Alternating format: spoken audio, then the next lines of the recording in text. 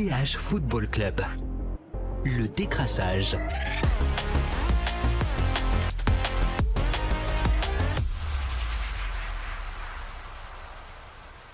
Salut à tous, très heureux de vous retrouver dans le DH Football Club pour un nouvel épisode du décrassage spécial après cette nuit de folie que nous ont fait vivre les Diables. Casting du jour, bonjour.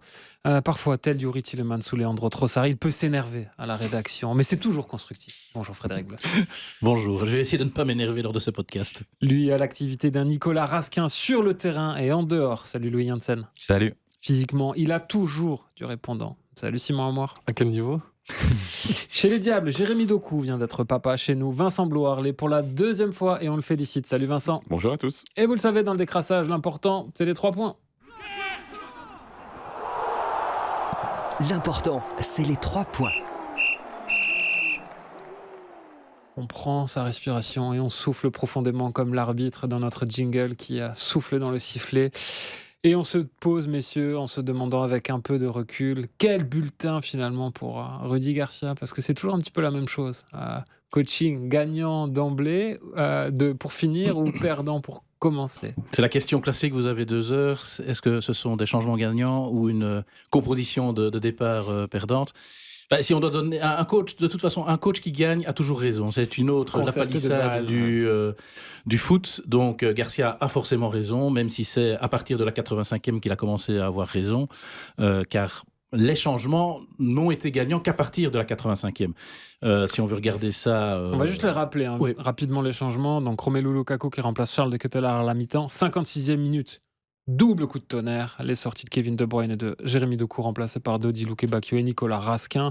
Hans Van Aken cède sa place à Moreira à la 63e, 78e, Meunier qui remplace De Kuiper et on termine par la 109e minute quand Onana remplace Leandro Trossard. Et jusqu'au but, les remplaçants n'avaient pas encore... Ils ont apporté une autre dynamique forcément, parce qu'il fallait courir derrière le résultat. Mais jusqu'au but, un peu par folie peut-être, je me suis refait en rentrant cette nuit la séquence entre les changements à l'heure de jeu et la 85e. On n'est pas brillant dans le jeu. Et puis, il y a simplement cette étincelle de Lukaku qui, lui, apporte un supplément d'âme, fait peur à la défense. Donc, il y a cet élément. Et puis, comme contre le Japon, quand la Belgique fait une remontada, elle a quand même souvent besoin d'un gardien qui se foire. Et c'était le cas du gardien sénégalais. Donc, il y a aussi des choses à remettre en perspective. Maintenant, forcément, on doit s'incliner devant les choix de Rudy Garcia. C'est pas la première fois. Contre l'Égypte, il fait monter Lukaku. Il force le but contre son camp. Déjà, dans la phase de campagne de qualification, il avait fait des changements en cours de match qui avaient apporté quelque chose. Et lors du match retour de Ligue des Nations contre l'Ukraine, c'était son 2e match à la tête de la sélection. Il avait fait des changements gagnants.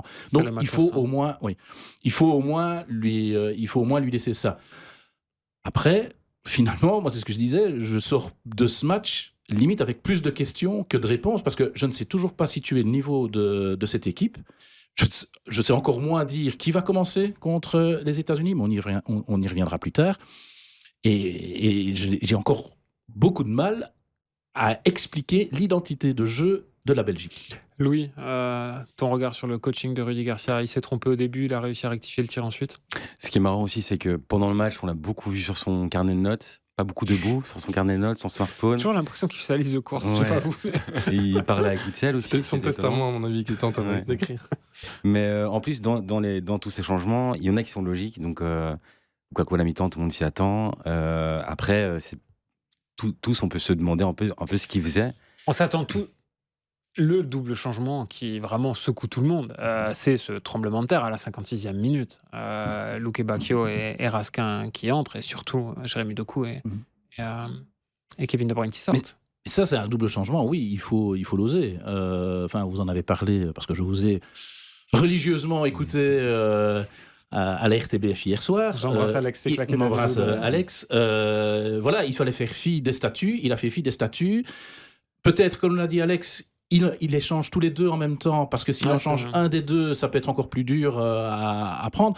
Mais oui, et ça, il faut au moins... Voilà, on va quand même laisser ça à Rudy Garcia. Il a eu ce qu'il fallait, comme on dit, pour faire les changements nécessaires. Il a fait un peu... Il a joué tapis, en fait, pour les joueurs de Pokémon. Pour le même prix, là, on parle aujourd'hui, on parlerait d'une fracture totale de joueurs qui quittent l'équipe nationale s'il y avait une défaite. Oui, mais Parce que c'est quand- toujours le cas. Ouais, après non, bien un sûr, mais grand quand tu tournoi. sors, la réaction de Doku, elle est quand même assez extrême. Quand il sort, il est vraiment pas content. De Bruyne, il était plus OK avec ça, il a bien réagi, je trouve. Et quand t'as juste après, je pense 10 minutes après ce changement, il y a l'altercation Tielemans, Trossard. Trossard, on verra après. qui s'accumule. Je pense qu'il y aurait, il y aurait un bilan assez catastrophique à tirer ce matin s'il n'y avait pas la victoire au bout. Après, faut- Jérémy Doku, Vincent, personnellement, j'ai jamais vu un joueur sauter de joie quand il sort.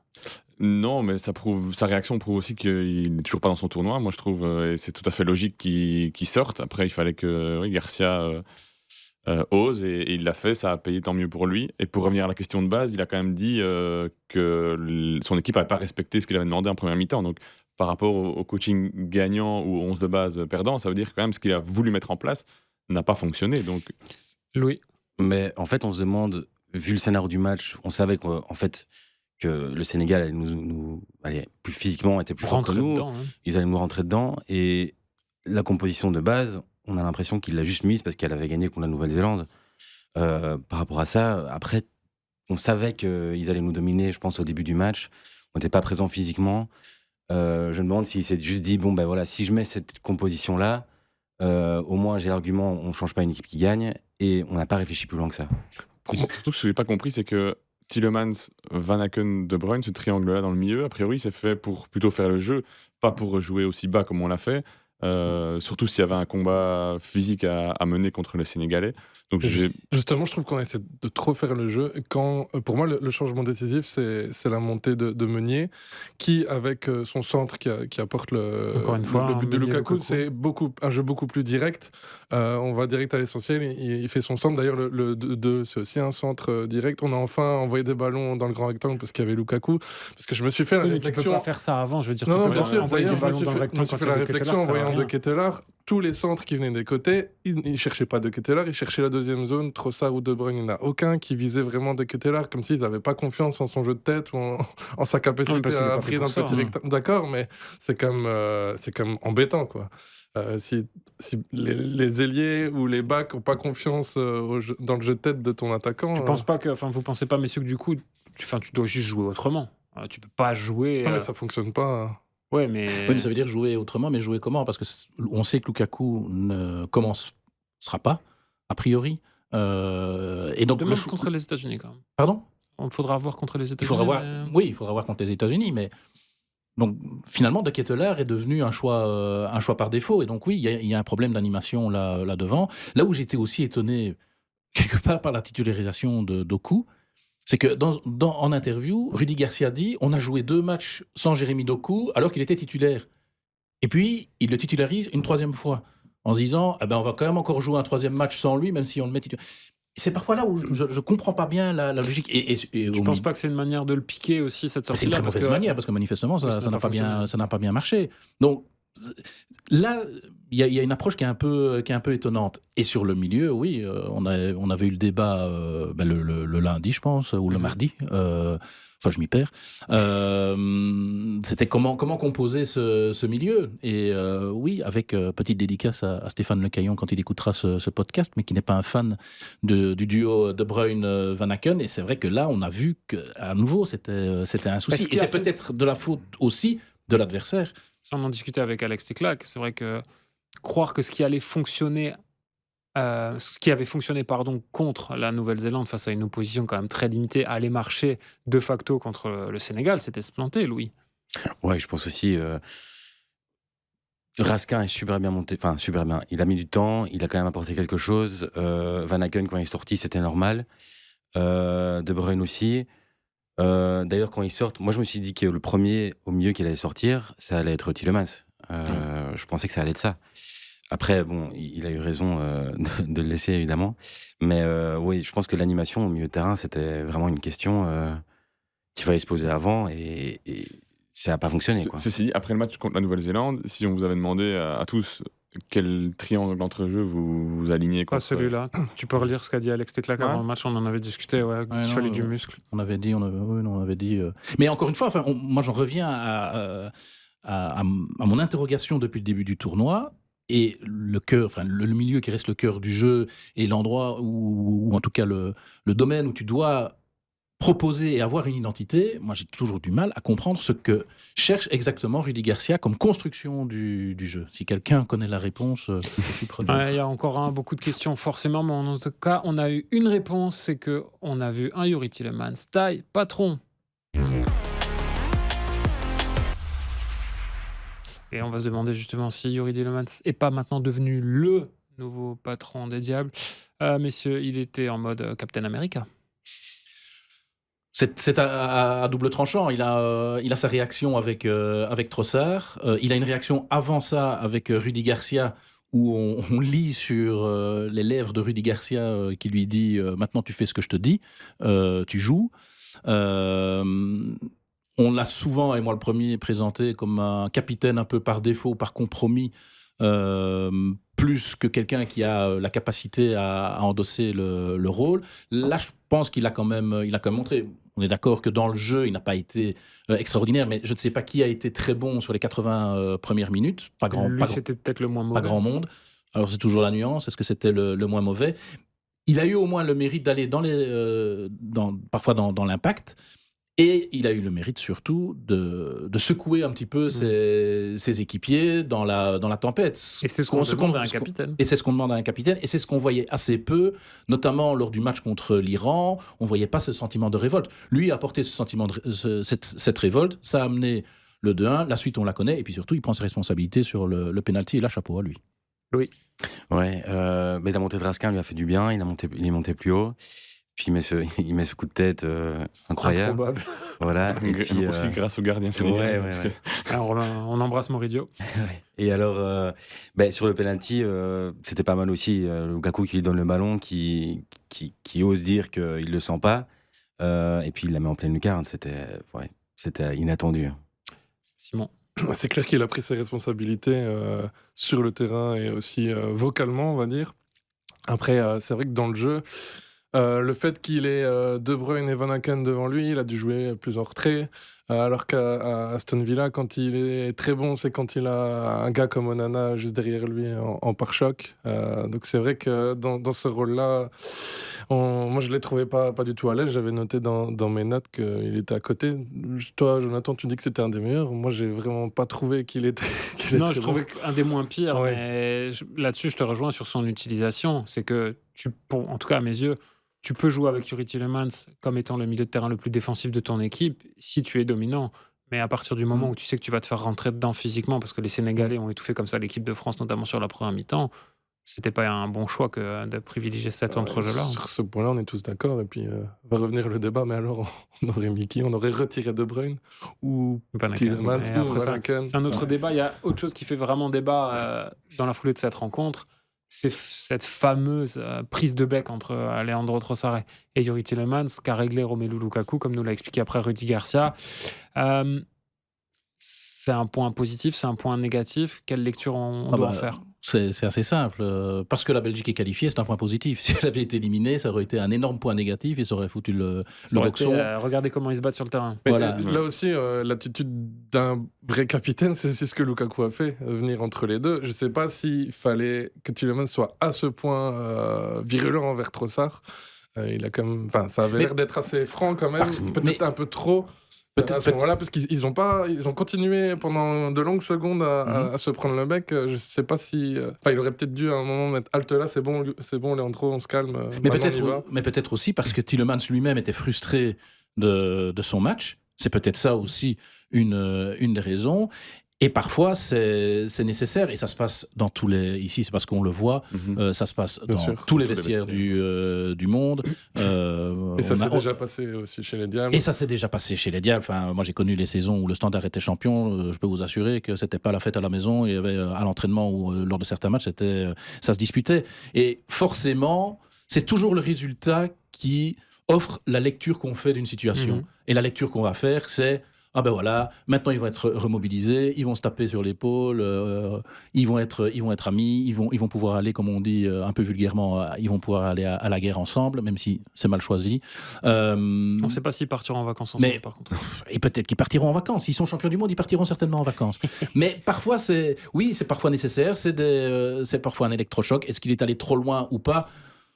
Manifestement, il n'est pas allé trop loin puisqu'ils sont qualifiés. Mais si, évidemment, ils avaient été éliminés, forcément, c'était un clash monumental. Vincent. Pour revenir à la question de base, moi je trouve pas que Tielemans est soudainement devenu le patron de l'entrejeu ni des diables. Ça reste un capitaine, comme Fred le disait, selon moi, un peu par défaut ou par. Je sais pas si c'est un choix politique, mais voilà, un peu. C'est un choix politique, oui. Voilà. Moi je trouve pas qu'il a, ni en termes de charisme, de leadership, voilà, ce qu'il faut pour être capitaine. Après, oui, son match le sauve. Sa polyvalence aussi le sauve. Il commence numéro 6, il monte 8 et puis il termine 10, presque deuxième Et son attaquant. endurance, il est habitué à jouer tous les 3 jours en Première Ligue. Là, il a tenu jusqu'au bout. 120 Mais minutes. ça le sauve un peu. Mais pour moi, et je rejoins aussi Louis, pour moi, je m'attendais à ce qu'il sorte à la place de Bruyne ou Van Tu Aken. t'attends à ce qu'il sorte à cause de son statut ou à cause de sa performance?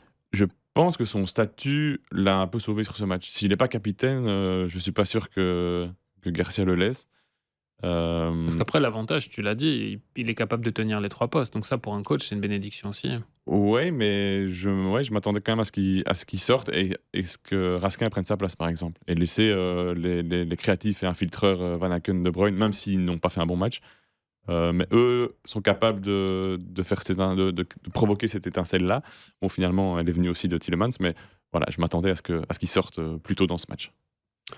Louis, pour finir là-dessus. Ouais, capitaine par défaut peut-être. Après, ce que j'attends d'un vrai capitaine, c'est aussi qu'il aille au clash. C'est aussi qu'il se fasse entendre. Il a pris ses responsabilités sur le penalty. Il a répondu à Garcia, il a répondu à Trossard. Je pense que c'est quand même aussi... Il a montré sa personnalité. Donc là-dessus, je pense qu'on peut le féliciter aussi. Ça, c'est vrai que c'est quand même un élément parce qu'il a une personnalité assez lisse, Youri Tielemans. Et là, c'est un visage qu'on n'a pas souvent vu. Tu peux enlever le souvent de ta un visage phrase. de rebelle. Pardon? Tu peux enlever le souvent de ta phrase, je pense. On n'avait jamais vu un Youri Tielemans s'énerver comme ça. Hein.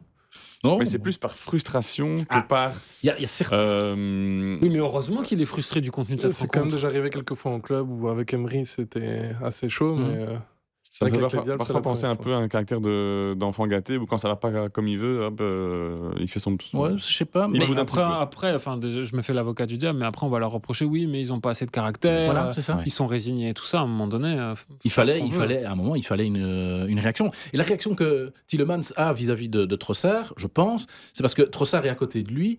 Tielemans met un long ballon à Lukaku, mais qui est mal calibré, qui va dehors. Et Trossard lui dit, mais enfin, je suis là, pourquoi tu me la mets pas? Et Tielemans lui dit, oui, mais enfin, on va pas jouer comme ça. On doit mettre le ballon dans le rectangle. Après, voilà. Bon. c'est pas Attention la première que fois Trossard, se plaignait c'est aussi. pas non plus. Trossard n'est pas non plus un enfant de cœur. Et peut-être que Tielemans s'est dit, il commence un peu à me chauffer les oreilles, lui. Mais bon, il a répondu et donc tout Oui. est bien qui finit bien. Voilà. Bravo Youri. N'en parlons plus. Et ça reste. On va pouvoir reprendre cet autre poncif du foot. Le groupe vit bien. le groupe vit bien et le groupe va affronter les États-Unis. Quel visage, messieurs, les Diables vont afficher contre les États-Unis.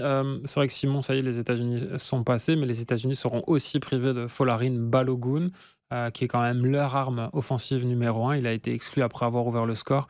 Les Américains qui ont gagné 2-0 avec un coup franc de Tielemans. Cette absence-là, c'est un fameux coup dur pour Pochettino. Oui, c'est clair. Balogun, qui pour la petite histoire a été relancé cette saison par Kevin Mirallas à Monaco, parce qu'il avait très mal débuté sa saison, puis Mirallas l'a un peu remis en tant qu'entraîneur des attaquants avec Pocognoli. Mais oui, c'est vrai que c'est un gros coup dur. C'est peut-être un des meilleurs neufs depuis le début de la Coupe du Monde. Il y aura Ricardo Pepi à la place, 19 buts pour le PSV cette saison, donc c'est quand même du solide. Il n'y a aucun diable qui a mis 19 buts cette saison. Donc oui, c'est problématique pour les États-Unis, tant mieux pour la Belgique, d'autant que Pepi a un profil peut-être un peu plus gérable pour la Belgique. Avant de s'arrêter sur la probable composition des Diables, on va juste un petit peu rester sur les Américains. Est-ce que c'est pas un profil d'équipe plus globalement qui colle au Diable, dans le sens où C'est folle gaz, comme dirait Voilà. Romain. Sur papier, c'est une équipe qui peut leur convenir parce que ça va partir dans tous les sens et donc il y aura des espaces et ça peut être utile. Mais il faudra aussi, et on en parlera, que la défense, et pas seulement la défense, l'animation défensive générale soit meilleure parce que ça va partir dans tous les sens et il faudra être solide. Mais sur papier, oui, c'est a priori plus abordable. En plus, Balogun est suspendu. On a souvent vanté la chatte à Dédé de Didier Deschamps. Je ne sais pas si Rudy Garcia a récupéré la patte de lapin des sélectionneurs de la Belgique du passé. Louis. Ouais, je pense que c'est une équipe qui colle mieux au diable, en tout cas mieux que le Sénégal, peut-être même mieux que l'Égypte et l'Iran. Je pense que si on regarde secteur par secteur au niveau de la compo, il y aura quand même beaucoup de questions, plus que lors des 4 matchs précédents.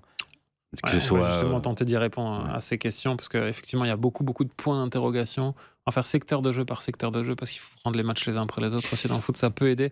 Thibaut Courtois dans les buts, voilà, ça je pense que... On est d'accord. Sauf blessure, qu'on ne lui souhaite pas, oui. Voilà. En défense, on commence par les côtés. Timothy Castagne et là, c'est la question à... Ouais. Et donc Castagne à gauche à la place de Kuiper, qui... C'était aussi, je te coupe, c'était un des éléments de coaching aussi dans Rudy Garcia qui l'a signalé, c'est qu'il a fait passer Castagne à gauche et Meunier à droite à un moment où aussi il avait besoin d'avoir un profil plus défensif parce qu'il y a Ibrahim Baye qui est rentré. Ce dont on aura besoin contre les États-Unis. En tout cas, pour avoir une assise en début de rencontre et ne pas essayer de se rassurer directement, c'est ce que je ferais à la place de Rudy Garcia. D'autant que De Kuiper... Ok, il a apporté pas mal offensivement, dont sa frappe du droit, faut le signaler, alors qu'il est gaucher, qui a été vraiment, qui a fallu une parade du gardien. Mais défensivement, il nous faudra plus de stabilité. En fait, c'est cet équilibre-là qu'il faut trouver. Comme dit Simon, oui, De Kuiper a été très intéressant offensivement, mais défensivement, il peut être aussi parfois très inquiétant. Donc c'est cet équilibre-là qu'il faudra trouver. Est-ce que remettre Castagne à gauche et Meunier à droite, dans le cas d'une défense à 4, sauf si Rudy Garcia nous sort sa défense à 3 centraux, et si c'est une défense à 4, c'est quel axe défensif? Parce On que y vient. malheureusement pour Brandon Mekele et Arthur Théat, les 2 buts leur sont imputables à tort partagé. Et il y en a un des 2, sans doute, qui va devoir céder sa place à Nathan Ngoy. Oui, parce que ce ne sera pas Zeno de Bast qui n'était pas sur la feuille de match. On relance Nathan Ngoy du coup? Je pense qu'il va laisser ces deux-là. C'est dur pour Ngoy qui a fait un très bon début de tournoi jusqu'à son exclusion. Mais je me demande s'il ne va pas laisser quand même Mekele Théâtre. En tout cas, j'imagine pas mettre Ngoy et Théâtre ensemble. Pour moi, ça sera le duo peut-être le moins complémentaire. Et pour revenir à gauche, c'est clair que s'il laisse Doku, je pense qu'il faut mettre quelqu'un d'autre que De Kuiper parce que les Américains vont volontiers s'engouffrer aussi de ce côté-là. Pardon, je te coupe. On avait vu que le Sénégal avait pointé ce côté faible de la Belgique. Les États-Unis avec McKennie notamment qui va souvent dans cette zone-là. Donc De Kuiper risque de faire les frais si Doku est titularisé. Louis, au milieu de terrain, c'est finalement là qu'il y a le plus d'interrogations. Ouais, je pense que... Je te file la patate chaude. À mon avis, il va sortir Van Aken. De Bruyne va rester. La question, c'est derrière De Bruyne, qui est-ce qui va mettre? Tu peux pas enlever Tielemans vu ce qu'il vient de faire. Tielemans, et alors Raskin ou Onana. Je pense Raskin. Ouais. Et je pense on le sent plus dans son tournoi, Nicolas Raskin, par rapport à Amadou Onana. Ouais, et ça, pour contrer un peu l'énergie et le dynamisme américain, je pense qu'effectivement, Raskin... Raskin a cette intelligence de jeu, un peu parfois comme Witsel, de savoir anticiper le jeu sans ballon.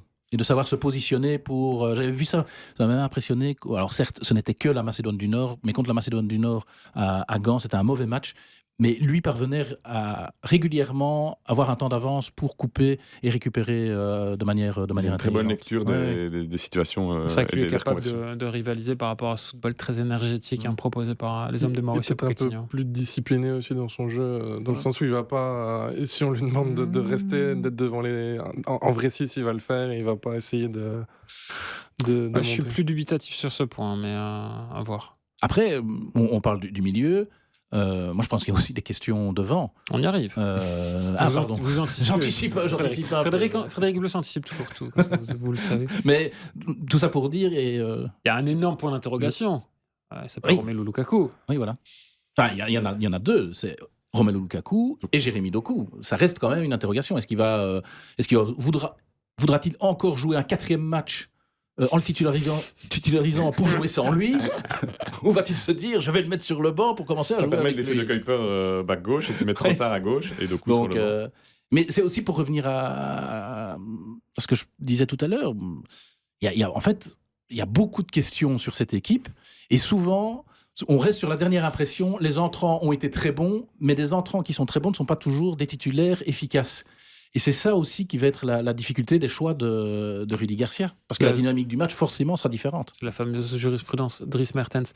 Offensivement, pour finir, je vais vous demander de choisir 3 noms de titulaires. On commence par Vincent.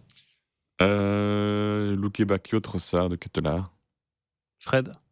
J'ai envie de partir aussi sur Luke Bacchio, Trossard, De Ketelaar. Et pourquoi je ne mettrai pas Lukaku? Parce que je pense que si on en a besoin, ce sera plutôt en fin de match. Louis.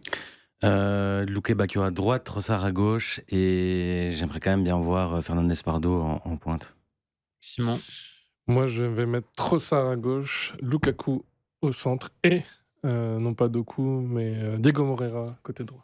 Diego Parce que Moreira. c'est son poste de base, de prédilection, le C'est côté vrai qu'il est droit. bien monté. Et qui est bien monté, c'est vrai. Une Et toi une entrée pleine de peps. Moi, je serais plus sur du Luque Bacchio à droite, sur du Trossard à gauche et sur du Lukaku en pointe. Donc, voilà, on verra ce que nous dira Il y a à boire et à manger. Rudy Garcia. Naturellement, cette copon, on la débriefera. Romain Van Der Pleum, Christophe Franken et Yves Teldeman vous attendent sur leur joli petit canapé rouge. Vous en avez pris l'habitude. Des décrassages, il y en a tous les jours pendant la Coupe du Monde. Il y a la Minute des Diables. Il y a tellement de choses à lire, à voir et à regarder sur notre site internet. Et on est content que ça continue encore un peu plus pour les Diables. Prenez soin de vous. On se retrouve très vite dans un nouvel épisode du DH Football Club. À bientôt. Salut. DH Football Club. Le décrassage.